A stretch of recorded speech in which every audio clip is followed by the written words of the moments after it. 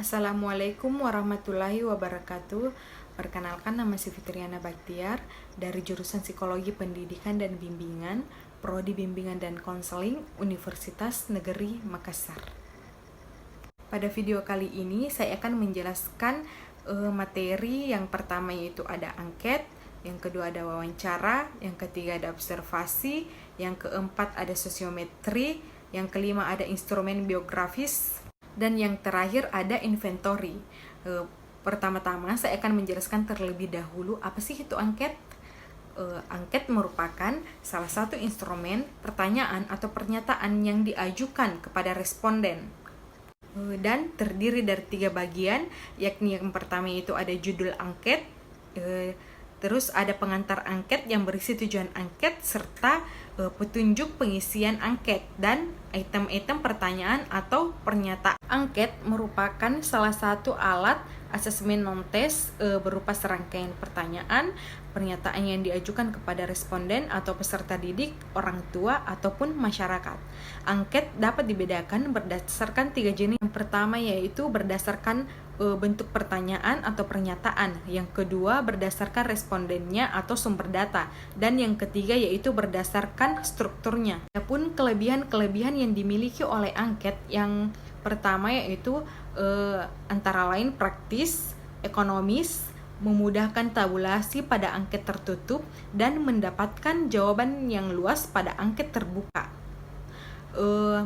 Kelemahan dari angket ini diantaranya yaitu responden sering tidak teliti dalam menjawab, sehingga ada pertanyaan yang terlewati yang tidak dijawab.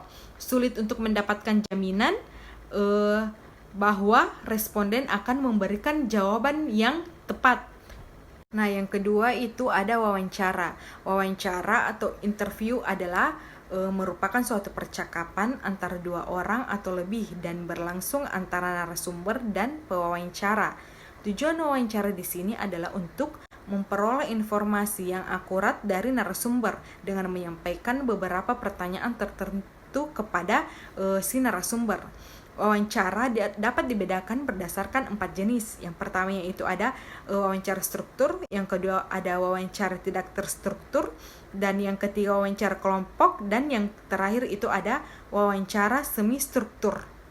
Memperoleh informasi yang akurat dari narasumber dengan menyampaikan beberapa pertanyaan tertentu kepada si narasumber. Wawancara dapat dibedakan berdasarkan 4 jenis. Yang pertama yaitu ada wawancara struktur. Adapun kelebihan yang dimiliki oleh wawancara antara lain yaitu bersifat fleksibel, dapat menggali informasi yang bersifat non-verbal, dapat menyampaikan pertanyaan secara spontanitas, dapat dipastikan untuk mendapatkan jawaban, dapat menyampaikan berbagai bentuk pertanyaan, mempermudah informasi dalam memahami pertanyaan yang kompleks. Adapun kelemahan dari wawancara ini diantaranya yaitu memerlukan banyak waktu dan biaya. Selanjutnya kita membahas observasi.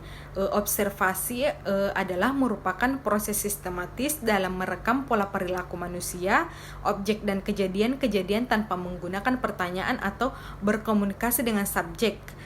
Proses tersebut mengubah fakta menjadi data. Istilah observasi diarahkan pada kegiatan memperhatikan secara akurat, mencatat fenomena yang muncul, dan mempertimbangkan hubungan antar aspek dalam fenomena tersebut. Observasi bertujuan untuk mendeskripsikan setting yang dipelajari, aktivitas-aktivitas yang berlangsung, orang-orang terlibat dalam aktivitas tersebut, dan makna kejadian yang dilihat dari perspektif mereka yang terlibat dalam kejadian yang diamati. Adapun kelebihan dari teknik observasi ini terletak pada kemudahan mengakses setting, metode observasi tidak mencolok atau tersamar, tidak menuntut interaksi langsung dan partisipan. Selanjutnya kita berpindah ke sosiometri. Jadi sosiometri merupakan metode pengumpulan data tentang pola dan struktur hubungan antar individu-individu dalam satu kelompok. Penggunaan angket sosiometri akan membantu guru bimbingan untuk memperoleh data yang menggambarkan pola hubungan, intensitas hubungan, dan posisi peserta didik dalam kelompoknya. Sosiometri memiliki 3 tipe angket yang memiliki masing-masing tujuan dan fungsi yang berbeda. Antara lain, tipe nominatif, tipe skala bertingkat, dan tipe siapa dia. Pada penggunaan sosiometri, setiap guru pembimbing harus mengikuti beberapa tahapan, yaitu ada tahapan perencanaan, pelaksanaan, serta pengolahan dan analisis hasil sosiometri. Materi selanjutnya kita membahas instrumen biografis. Biografis berasal dari bahasa Yunani, yaitu bios yang berarti hidup dan graphin yang berarti tulis. Dengan kata lain, biografis merupakan tulisan tentang kehidupan seseorang. Biografis secara sederhana dapat dikatakan sebagai sebuah kisah, riwayat hidup seseorang.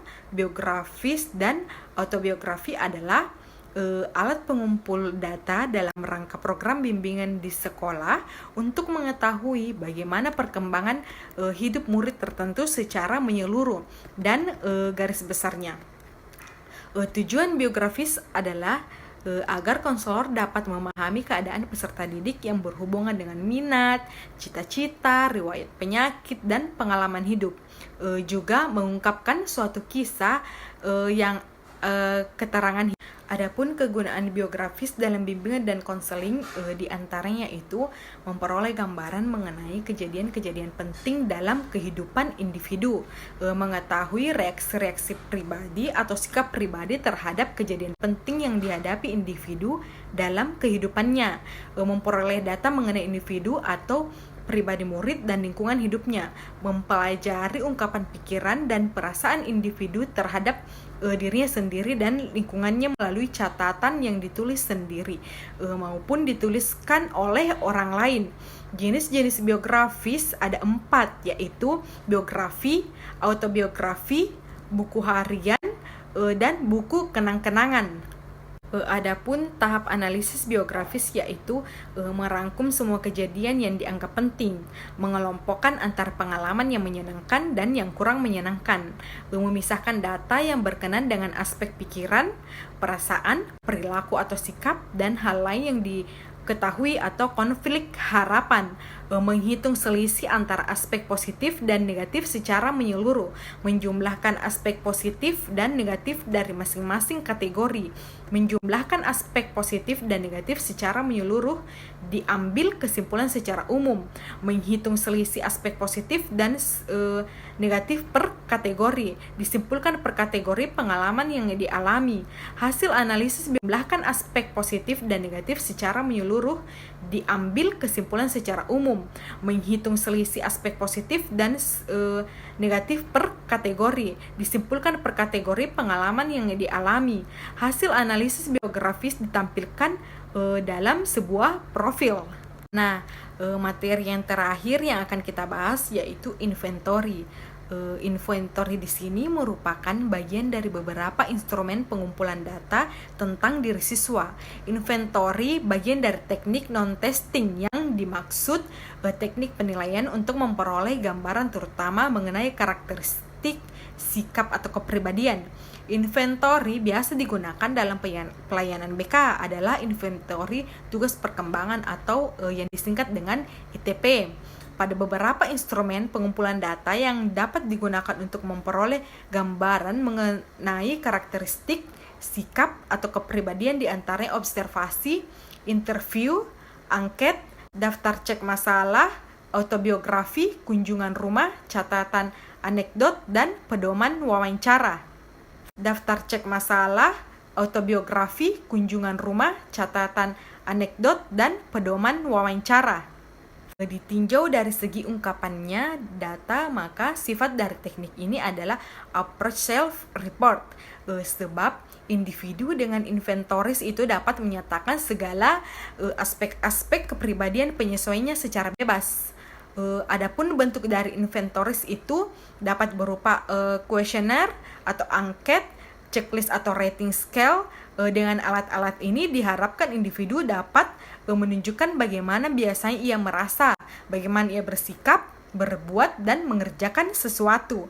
Berdasarkan tujuan-tujuan itu, maka kita mengenal adanya berbagai jenis inventoris seperti personality inventoris, interest inventoris, dan attitude inventoris. Itulah tadi 6 materi yang sempat saya sampaikan pada video kali ini. Lebih dan kurangnya mohon dimaafkan. Wabillahi taufiq wal hidayah. Assalamualaikum warahmatullahi wabarakatuh.